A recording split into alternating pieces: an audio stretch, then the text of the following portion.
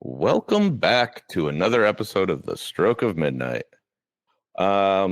We have a fun, or maybe not so much fun, but very interesting topic this week, thanks to Dorian, and a incredible quote by a prolific artist named Chuck Close. But before we dive into that, Chris Wilcha hit me up on Instagram last night. What? The director of Flipside. Yeah. Yeah. Oh, holy shit. That's amazing. What did he have to say? He was very thankful for us, spreading the word. He's like, I listened to the first few minutes. He's like, I can't wait to listen to the rest of the podcast. So I'm sure he'll probably reach back out. But yeah, I thought that was pretty cool. Holy shit. That's so awesome. Oh, wow. All right, cool. That's that's the first cool thing I've heard of happening on social media in like a year. I'm still gonna say it's not worth it, but that's awesome. Yeah. Oh, cool. Oh, I love it. I hope he gets back to you. That's really awesome. All right. He's a super interesting guy. Yeah. And, so just to kind of recap a little bit, the last couple of weeks, we've been talking about the creative process, and methods of the creative process, byproducts of the creative process, and how we manage the creative process. So, last week's episode kind of talked about how, things get left behind, but it's never too late to pick them back up. So I figure Dorian here found this amazing quote, and it kind of ties in a sense of how do we start the creative process. So this is the quote from Chuck Close. Inspiration is for amateurs. The rest of us just show up and get to work. If you wait around for the clouds to part and a bolt of lightning to strike you in the brain, you are not going to make an awful lot of work.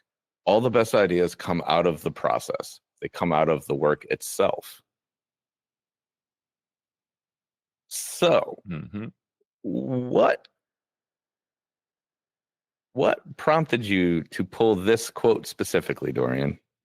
It's one that has kind of rattled around in my brain, I think, for like 2 decades.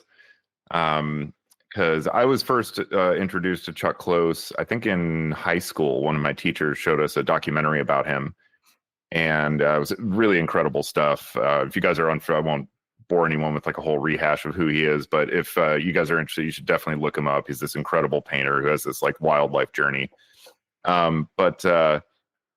Yeah, I was told this quote when I was like, starting my own creative journey, which I think for everybody kind of starts from inspiration, And so at the time, it was all these things that I was like, oh man, I want to do stuff like, like Fish and The Doors, and I was way more into music then than film, and so everything was inspiration, and I was like still in the throes of like early days of creative pursuit and like feeling all of that stuff so heavily. So I thought this guy was a madman. When I first heard this, I was like, you're crazy. Even knowing he was this prolific artist who had like a 4-decade-long career at that point, I was like, no, you don't know what the fuck you're talking about, old man. But it's one that, like, I don't know, as I've grown and matured and my career has grown and matured, like, it's one of these things that, I don't know, every couple of years, like, I feel like it just pops back into my head. And I've had this constant evolving relationship with like this specific set of words and how I feel about them over the years that has changed like so many times. And so, yeah, it was just one of those, after we did our first couple episodes where, I was able to talk about Lynch and you talked about your, holy trinity of live performance. It just kind of hit me like it popped into my head the other day, and it just hit me like a bolt of lightning. Like, oh my God, this is such a perfect kind of follow up. All right, we've talked about our inspirations. So like, let's talk about, I don't know, inspiration itself. Yeah. And where that holds a place in the creative process at this point in our lives, and maybe how that's changed over time. Seems like something interesting to discuss. Well, so I'll start by saying this show is an affirmation and a contradiction to that quote all at the same time. Mm-hmm. Because for me, anyway, the process is, let's see, what's the best way to say this? Because this is a tricky sort of very high level weirdo thinking way of thinking about things. I'm excited. For me, my process is being open to inspiration. So I'm not seeking it out, but inspiration is constantly finding me. And I can be inspired by the simplest thing. So like, we've talked about this a little bit. I don't know if on air or not, but like going to a bookstore and that one book catches my eye for whatever reason. It could be the actual illustration of the cover. It could just be the color palette. It could be the font. It could be the words itself. Like some weird, goofy, abstract thought, whatever. But I find myself like I'm inspired when I go to the grocery store.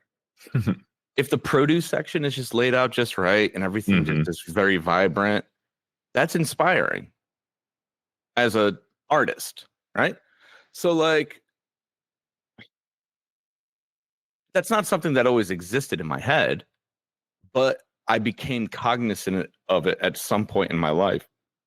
And then from there worked at exploring that whole concept of like letting the world inspire me naturally instead of waiting for this great magical thing like a fish or like a David Lynch or whatever to come along. So like inspiration comes in many forms and packages, and I think like you get to a point in life where when you can appreciate everything, you can be inspired by everything. So then it's not this like, oh, okay, well, that well is dry. What I got to go find the next well. There are infinite wells out there in my mind, and they are all full to the brim. So like for me, that's it, right? But you got to work at that too, and you got to understand, like you got to be like, and maybe this goes into a future episode, the transcendental meditation aspect of things, and like quieting your brain, slowing down, and putting yourself in a space where you can appreciate all of those little things and allow them to influence you in some way. Yeah, absolutely. I mean, beautifully stated. And that's such a big element, especially nowadays. I mean, we're just talking about social media briefly and joking. But it's so easy to feel like you have to be like directly involved or directly reactive to like everything nowadays, because there's just so much shit just like being fired at you constantly, that to like stop and just let it come in without like pushing anything back out, artificially, is become such a skill. That I think a lot of people are lacking and could be much better at, myself included. But, in those moments where you finally like get to that point, you just let things just sort of like enter, unbiased and without feeling like you have to have like an opinion about it, or I don't know, whatever, a fucking meme or however people communicate nowadays. Yeah.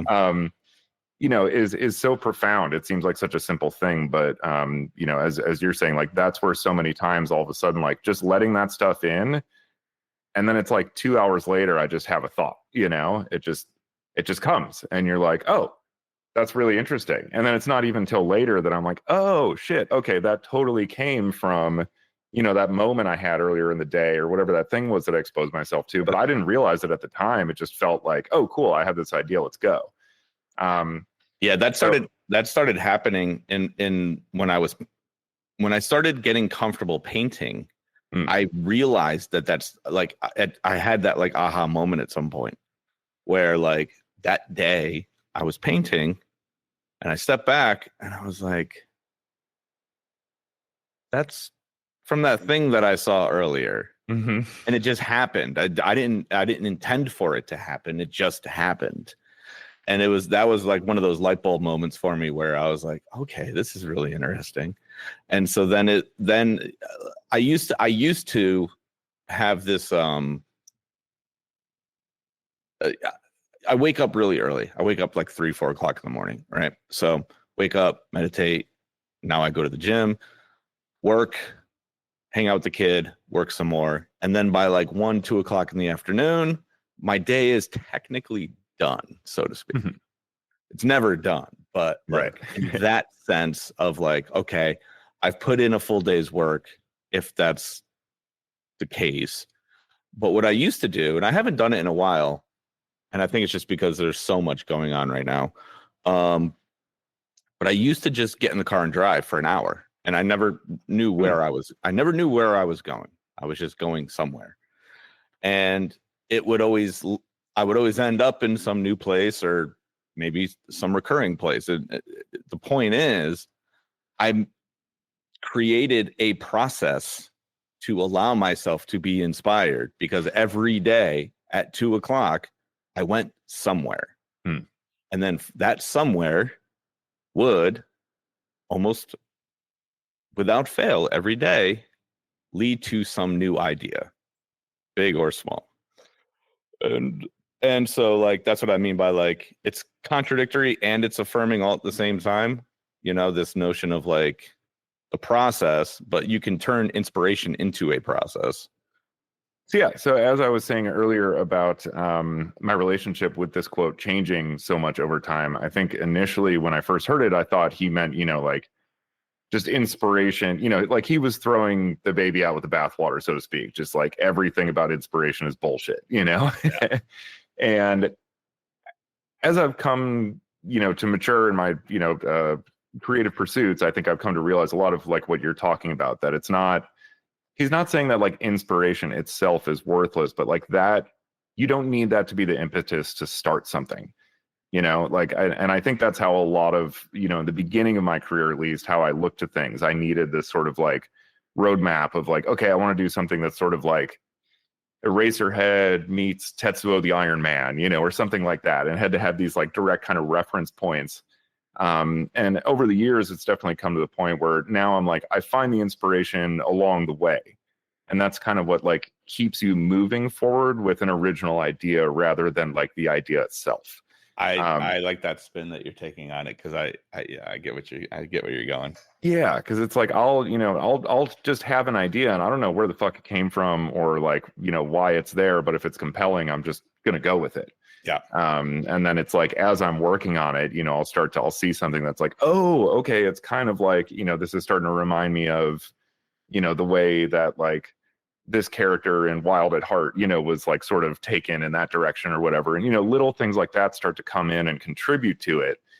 And eventually by the end, now it feels more like, rather than having like one big inspiration point, it's like I can see all the like tiny things. Yeah. It's much more granular, like little things, little ideas, or just like kind of twists on perspective that have come from, other places. I'm like, oh, okay, I'm not going to like directly copycat that, but like kind of the way that they looked at this from like this kind of angle, I'm going to take a look at my character or my, narrative beats from like that kind of oblique angle instead and see where it takes me.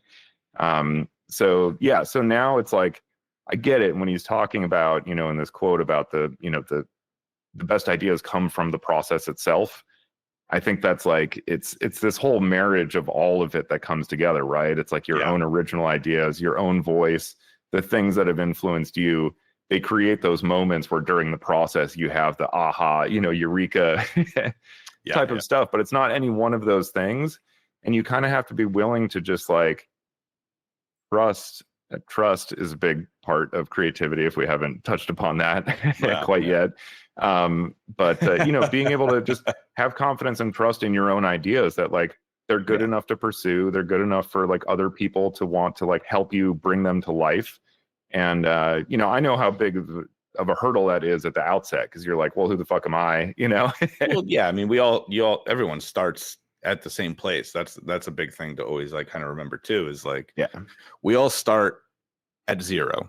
Mm-hmm. And we use our primary inspirations as the launching pad to get away from zero. Mhm. And then as you go further and further, you turn into whatever it is that you're going to become. You're no longer mimicking your heroes or your inspirations anymore. You're just being hopefully, if you're actually doing a good job, you're just being you. Right. Yeah, it's and I've said this many times because again, I'm a big David Lynch fan, and like, starting off, I think because you can't say like, well, I'm Dorian Weinzimmer, because you have no identity as an artist yet. You have to kind of say like, oh, I kind of want to do something like Lynch or something, a little more like Tarkovsky or whatever. You need that kind of like reference point. But yeah, ideally, you should never be trying to be the next David Lynch. You should be trying to be the first whoever the fuck you are, Exactly. So, but that inspiration at the outset obviously is like enormously important. But yeah, it's been really amazing to see, and just kind of like wild to start to understand over the years, like how my relationship with that inspiration has changed, because it's so gradual while it's occurring.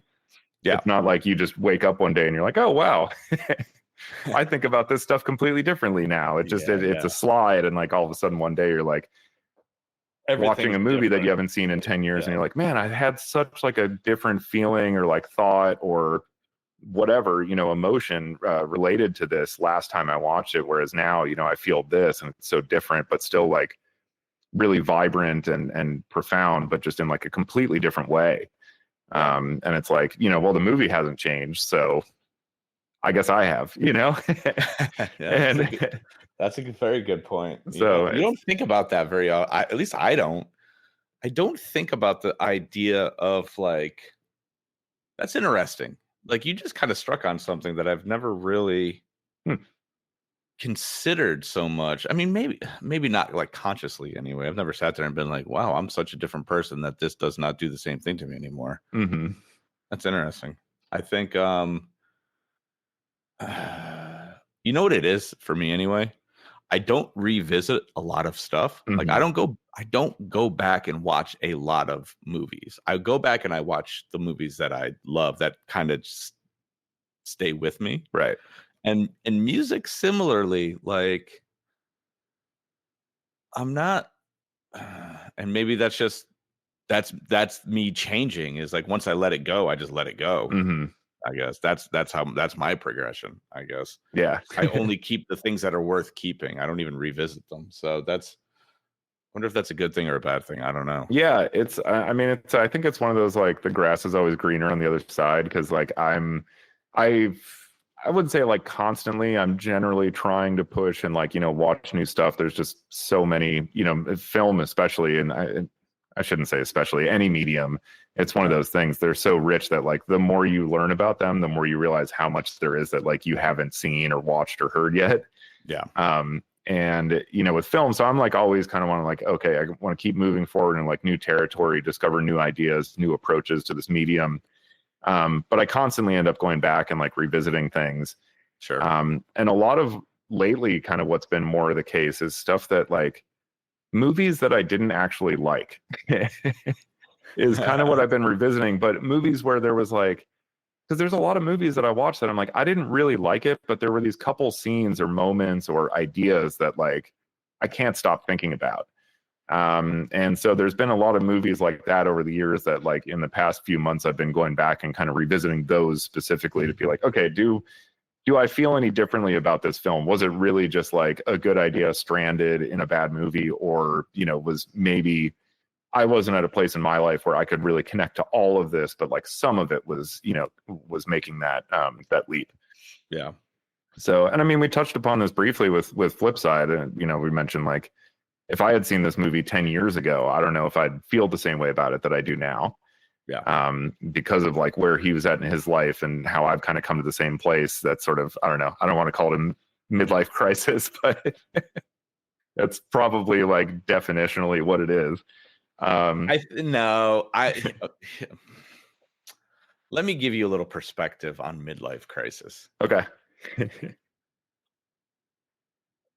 In my mind, because you think about like the old like kind of cliche-y stereotype situation, like the guy who's going through his midlife crisis buys the like $100,000 sports car. Mm-hmm. Or I think And maybe this is just another version of it, but I think that's kind of what the beauty of the doc was that it rationalized that it's not a crisis.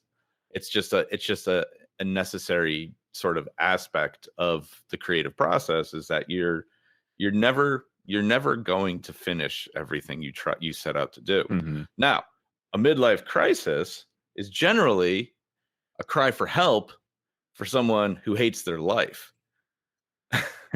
That's a midlife crisis. Do you hate your life, Dorian?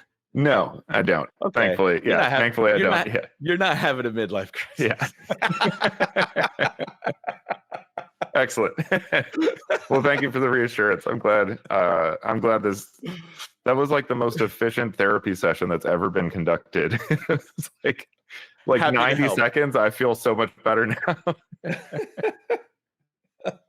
I think about it this way. I think, especially as we talk about like whether it's inspiration or whether it's motivation or whether it's just trusting the process or all of those things, I think one of the greatest aspects of the process is failing.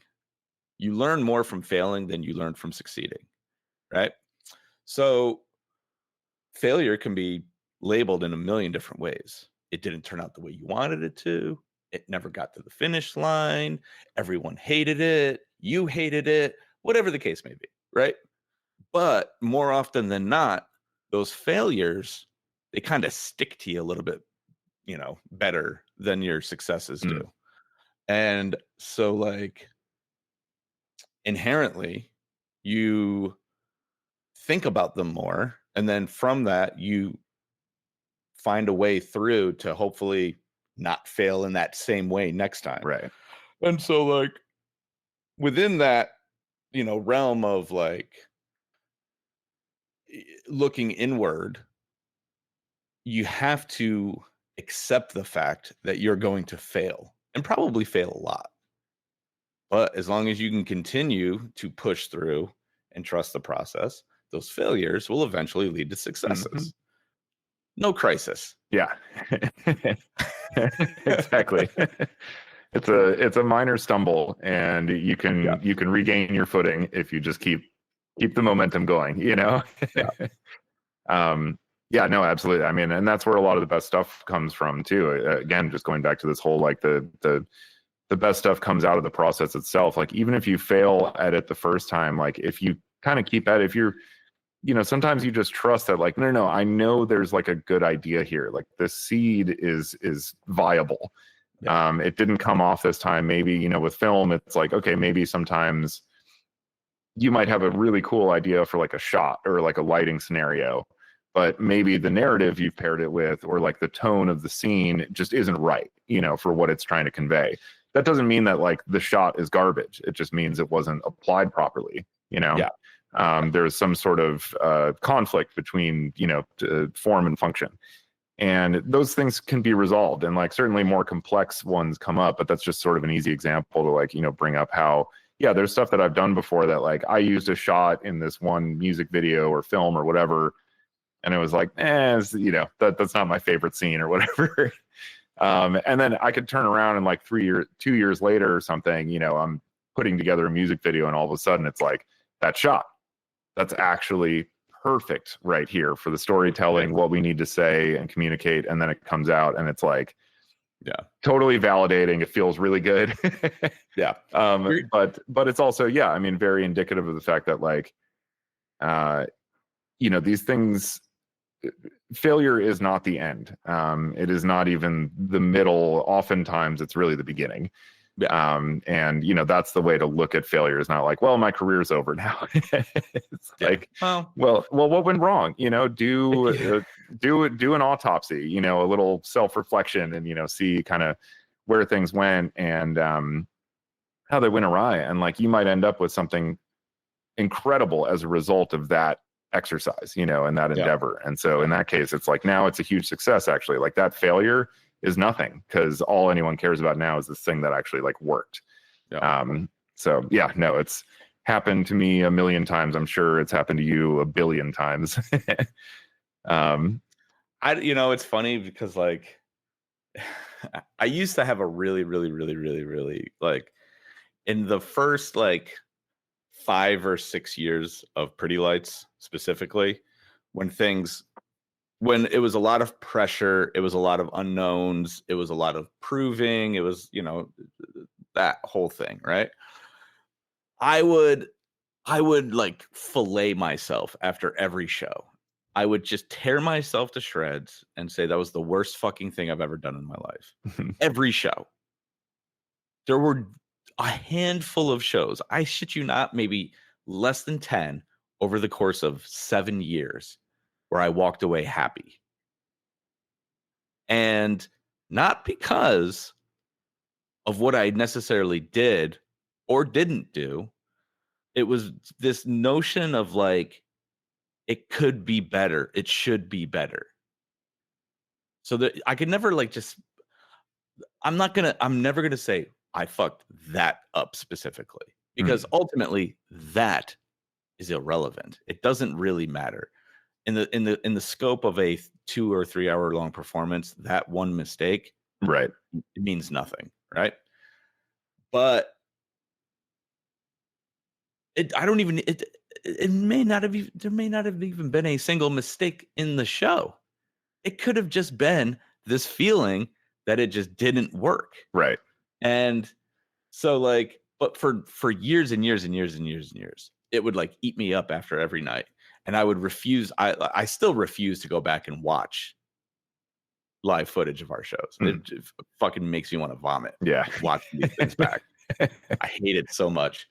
And this kind of goes back to like leaving things in the past. Like ideas that may seem good at the time generally seem terrible 6 months later.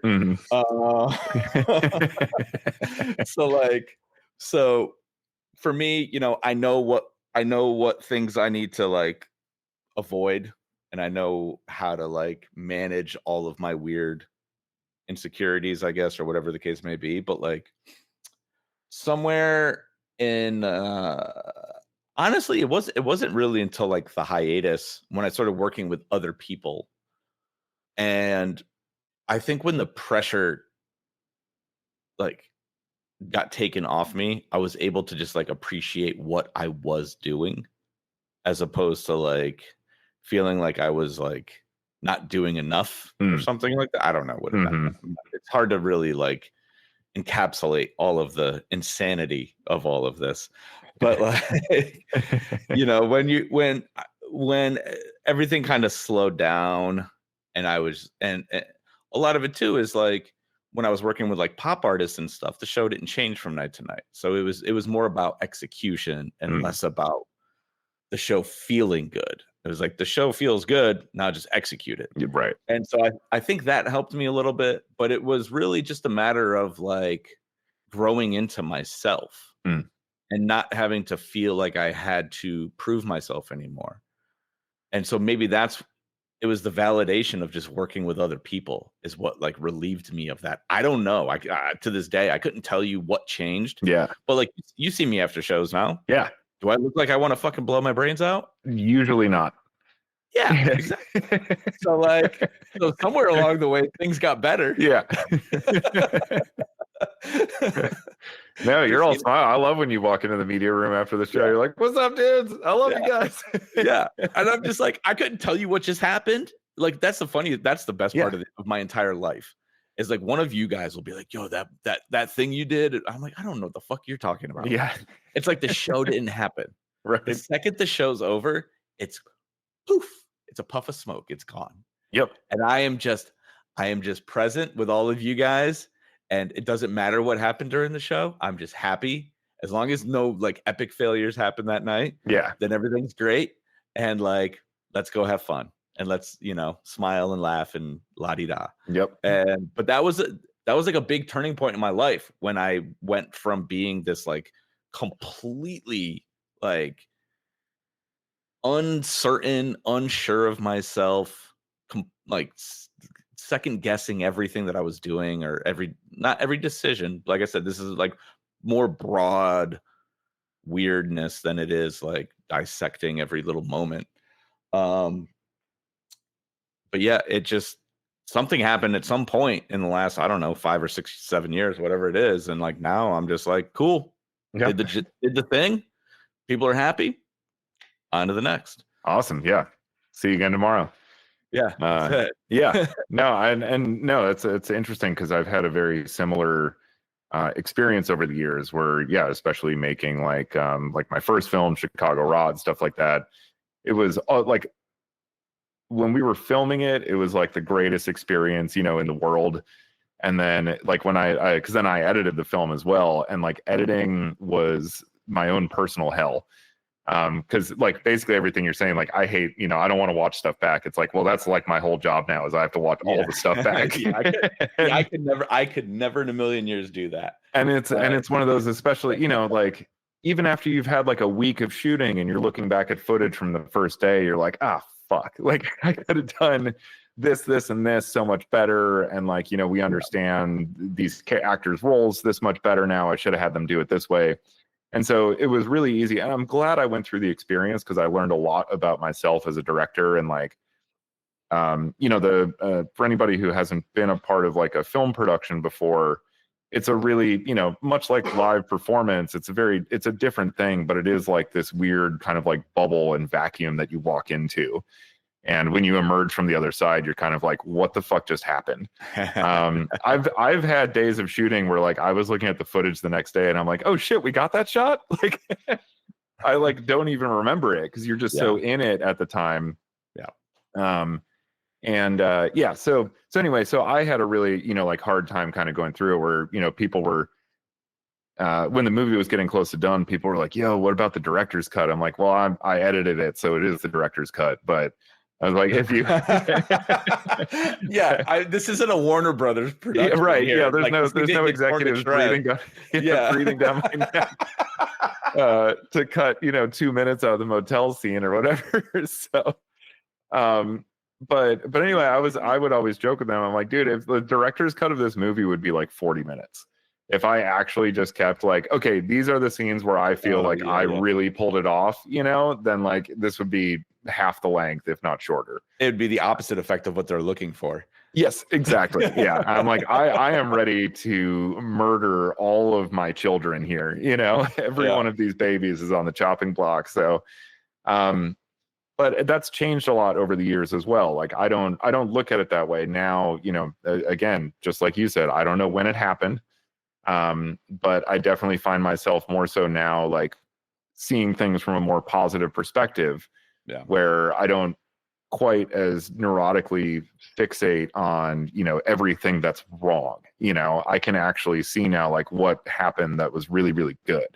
Yeah. And what's great about it, and have a better sense of like balancing those things out where it's like, I can be happy with it because it's like, yeah, there's a couple things could have been a little bit better, but you know what? Like 95% of what we set out to do is fucking magnificent, and it's here and it's alive, and like that is just the coolest fucking thing in the world, Yeah. I think so. I'm trying to think. The scale will never reach full, whatever that term is, when it's one's high and one's low. Mm-hmm. But like you're never gonna get perfection. So stop trying to be perfect. 100% does not exist in the real world. And I think the sooner you can come to that realization, the easier this all gets. Yeah. And also like creatively, like how unfulfilling would that be in a way? If like you actually achieved it, you'd be like, well, what's next? And it's like, I don't know. I mean, I kind of nailed it. Yeah. So here's a good example of that, right? So, when Fish did Big Cypress, their Millennium New Year's Festival. I was there. You were at Big Cypress? I was. Congratulations. Yeah. So they talk about it in some interview somewhere or whatever. But like they all had that moment after they just played for 9 hours straight or whatever in front of 100,000 people, on New Year's Eve, going into what everyone thought was going to be the end of the world. Yep. They decided to throw a festival in the middle of the fucking swamps of Florida. And so like, but they played this 9-hour marathon or 8-hour marathon set, whatever it is. And they all looked at each other afterwards and they were like, fuck, like, what do we do now? Like we can't. That's it. Like that's like that's like the brass ring or whatever that everyone is reaching for, is like to have that moment in your career where you're just like, okay, that was the greatest thing that we could have ever done. You know, the timing of it, the circumstances, the performance, all of it comes together into this special, magical, you know, point in time. And that's why they struggled so much going in and then had to take the break. Obviously the drugs are a part of that, but it all, you know, it all feeds on itself. Yeah. And they, you know, they were so cognizant of it the second it happened. They got off stage and they just looked at each other and they were just like, oh boy, like what, where do we go from next few years are going to be rough, boys. Where do we go from here? Like we just like, that was it, you know? Yeah. And honestly, it took them 10 years to fucking find their way back, in all reality. Totally. You know, from that greatness that they achieved on that night, it basically took them another 10 years before they were able to like kind of really be themselves again. Damn, that's wild. I'm sure that fueled a lot of the drug use too, just trying to, you know, sort of like come up with that next big idea or whatever, and like that sort of desperate grab to be like, well, let's see what happens now, you know, and kind of you can only outdo yourself so many times. Right. You know, that's it. Like you find yourself in a position where you're like, all right, like I gotta stop playing the game against myself. And you got to stop playing the game against other people too. Just play the game. Right. You know, and so like taking a step back is not the worst thing. You know, pushing forward is obviously, you know, always the goal, but sometimes it's just not in the cards. Yeah. Well, it seems like the more we're talking about this too, the more I'm starting to realize, at least maybe, you know, this is part of that change that you and I have both sort of noticed over the years, is like, you know, as I was saying before about when you first start out, you're sort of comparing yourselves to other people because there's no reference point for who you are. Yeah. And it's like, you know, that's an external thing, but maybe that's part of what's happening internally as well, where it's like, well, now, you know, I wasn't happy with a lot of the stuff on Chicago Rock because in my head, I was comparing myself and it to, you know, these like titans of cinema. Yeah. Who are like the undisputed masters. And it's like, of course, compared to that, it fails to live up. You know, I have no shame admitting that, you know, that my movie is not Kubrick, because it's not. And but it's like over the years, I've, you know, I think I can see more of the positive in it because I understand, you know, who I am as a creative so much more. And so now it's like I'm comparing it to that, and like, who am I and what have I done in the past, and is this like a step in the right direction, a movement, you know, in a way that like I want to see myself move, or some, you know, evidence of some growth that I was hoping to accomplish. And like I can see those things more as I have like additional works that have been concatenated over, you know, a course of years, rather than like trying to make that first like breakout, romanticized, like incredible first directorial effort. Who is this genius that came out of nowhere? Just the landscape, well, you know, and you look at it this way too, right? Like you don't want your first thing to be your best thing. Yeah. What does that say about you as a person? Beyond the artist aspect. Like if you just like, all right, we got it done on the first try, like, you know, moving on, I guess. Yeah, right. Like, you think about like all these bands who like their breakout record is like the only record that, you know, they're known for or something like that. That's got to be such a like hard like thing to have to like deal with, to be like, whether it was inspiration or whether it was luck or whether it was, you know, the circumstances killed the project after the fact. But if you get it right on the first try and you can never surpass that, man, that's a tough road to travel down the rest of your life. Yep. Like, yeah, there's actually famous Italian director Federico Fellini, who did like 8.5, most famously, which is an incredible film. But he was very famous for saying that like he thought filmmaking actually got harder as he made more. Because he was like, you know, he was one of these guys, who had a very sort of incredible start, you know, his first few movies right out of the gate, pretty well regarded, you know, as The far as what the expectations made it hard for him. yeah, I and Yeah. also he was just like, I'm so familiar, like I know how much can go wrong, you know. Yeah. Like I've seen so many things that like we had all the right pieces, we had the right idea, but it just couldn't come together for whatever, you know, reasons due to the just insanities and vagaries of the film industry and production in general. But he was like, you know, now it's like he actually had the experience where as he went on, he felt like less confidence in his ability to actually pull these things off in some ways, because he was like, I've just seen it go bad so many times that like I'm just like worried now every time I come up with like a great idea. I'm like, will it actually happen though? You know, there is this notion of, you know, you can know too much. Yep. And so like there, you know, that can be a massive hindrance. You can get in your own way. And I think that's one of the reasons why, like, you know, like after a show, I try to leave that show behind me. Mm-hmm. I don't try to fixate on the good or the bad. And you know, it helps me maintain some sort of like ignorance to everything that's going on in a weird way. And so then I never find myself in the situation of like, I know too much. And because then you start to dread the things that you know are inevitable. Mm-hmm. And then that reciprocates itself over and over and over again the more you know. And there was definitely some stuff on Chicago Rot that we got away with out of pure ignorance, you know, that like any person with any amount of experience in film production would have told us like there's no way you're going to be able to do that, like just get rid of it now. But we didn't know that, so we went ahead and chased it, and then we ended up pulling it off by some miracle, you know. But it's the type of thing that you know, there's certain things that I look at that are in that script now that I'm like, having made that movie, like I probably wouldn't have written this part into the script, because I would have been, as I was writing, would have been like, well, we're never going to be able to pull that off, you know. And it's something I've had to like push myself to do, is to like, you know, when you're right, like just, you know, be a fearless creative and a ruthless editor. Like you can come back to it later and decide like what's really, you know, not feasible, but like never tell yourself no in the creative process, you know. Early on, at least when you're conceptualizing things, like you allow yourself that space to be like completely unencumbered and uninhibited. And it's so important. Like reality will come crashing down at some eventually point. It'll happen. You don't need to expedite that.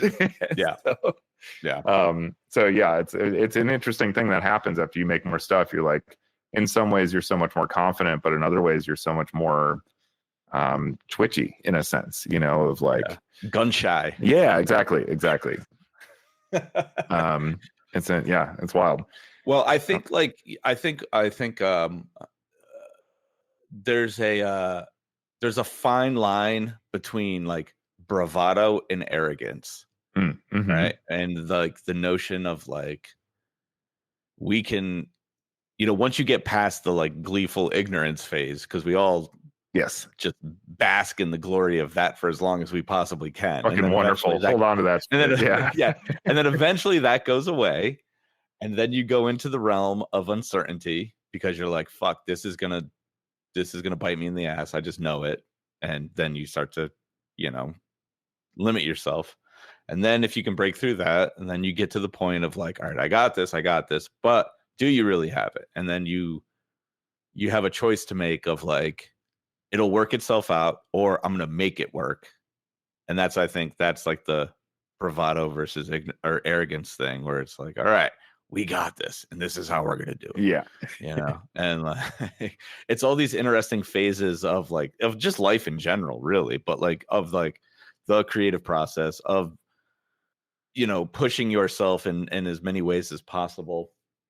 And then you find all of them can coexist at times, because as you start to get more adventurous, you find yourself starting over again in some ways. And then as you starting over, you don't know what you don't know. And sometimes that's a good thing, and sometimes that's a bad thing.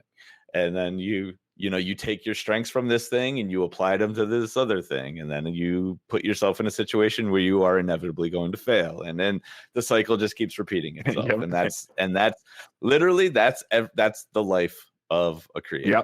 And so, rise and fall, rise and fall, rise and fall, rise and fall, rise and fall. Yep. And beat yourself over the head constantly while doing it.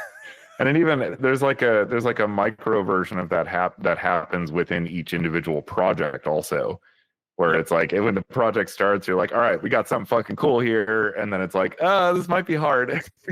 Yeah. And I just showed you the one that I'm Yep, dealing with, yep. and I'm like, well, let's see what happens. yeah, and then you're like, I think we can pull this off, and then it's like, okay, this might actually be the worst idea anyone's ever had in their lives. And then you come back around to like, okay, I think this is actually pretty good, you know? Yeah. And that can happen like a dozen times, Right. in the span of like a month. Mm-hmm. It could go from being the worst idea ever to the best idea ever so many different times with just minor changes too. And you're like, oh, then you make that breakthrough. Yep. You're like, okay, this is going to be amazing. And then something else happens. You're like, fuck, this is going to be terrible. And then something else happens. You're like, oh, this is going to be amazing. Mm-hmm. And then you just enjoy the ride. Yeah. Sometimes with editing, it's literally a single frame different. Like, you know, shoot a couple shots that I'm hoping are going to, you know, combine in some way. And I lay them into the timeline and look at it and you're like, fuck, this doesn't work at all. And then you adjust it by like literally one frame. And you're like, oh, actually it's seamless. It's great. Beautiful. I love it. Yep.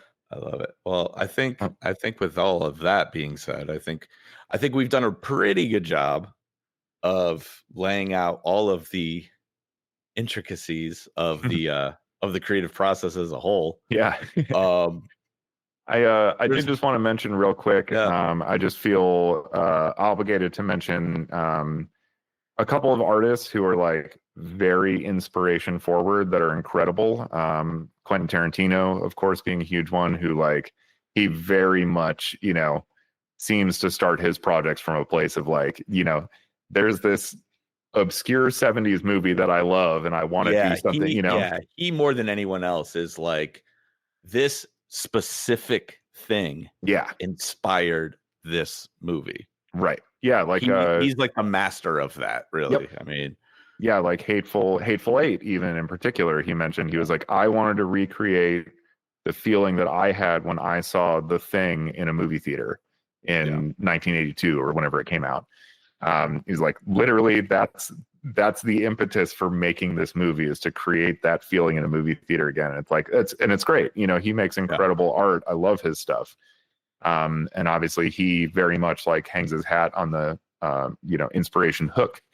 And I guess, you know, we would be remiss to not mention Pretty Lights as, you know, obviously very sample heavy. And especially nowadays with the live performances pulling, you know, music that even the fans are like sending over to Derek so that he can listen to it and find what really inspired him to bring to the show.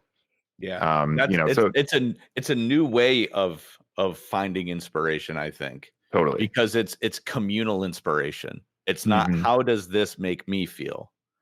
It's like, how does this make us feel? Or whatever, right? Are we all kind of connected on this like locus point? Yeah. Yeah, exactly. It's an interesting concept that Derek's kind of brought to the table there, you know, because like beyond just like the band, you know, it's no secret that like I've helped with some of this stuff, and you know, Uma helps and Christina helps and you help and Dave Nigerian helps and Thunder helps and the audience helps, and we have our little like special people that, you know, get to, you know, they have more of a direct line and they help, and it creates this environment of like freshness in a way, because it's not this single path of thought anymore. It really is this like, it's this hive mind sort of thing, and it keeps everything very interesting and hyper dynamic and fun. It makes it so much more fun knowing that like it's all on the table. Yeah, there's nothing left off the table when it comes to what we're doing these days. True. Yeah, there is that table is mostly skin at the end of the night. Yeah, but it's, you know, so I just wanted to mention those to, you know, just say that we're not making the case that like inspiration is something that should be like abandoned, you know, at a certain point, or like not thought of from a mature creative standpoint as like a valid jumping off, you know, for a great idea or something truly original. It's just, I think what it comes down to is process is just an enormously personal thing, and it can't be prescribed for anybody. Chuck Close, through this quote, obviously, is pretty revealing as far as like what his process is like. But it's different for everybody, and that's something that only you as a creative can discover by constantly engaging with this stuff. And like, so I would issue the same, I don't know, not warning, but postfist to basically anybody's that you look up to's thoughts about like process in general, whether it be from an inspiration standpoint or from like a work ethic standpoint or whatever. That it's cool to like try those things out and see how they work for you, because you'll probably find pieces of them that are great.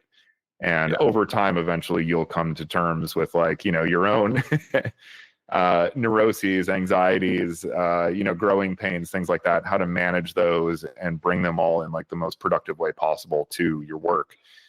So yeah, I mean, definitely like, I think there's a lot of wisdom in what he says here as we've sort of dissected over the course of the episode. But, at the same time, there's, for any great point in terms of creativity, I feel like there's also an equally compelling counterpoint, which, in the form of Tarantino and Derek, just as a quick couple, ones to bring up, I think are really, really powerful ones.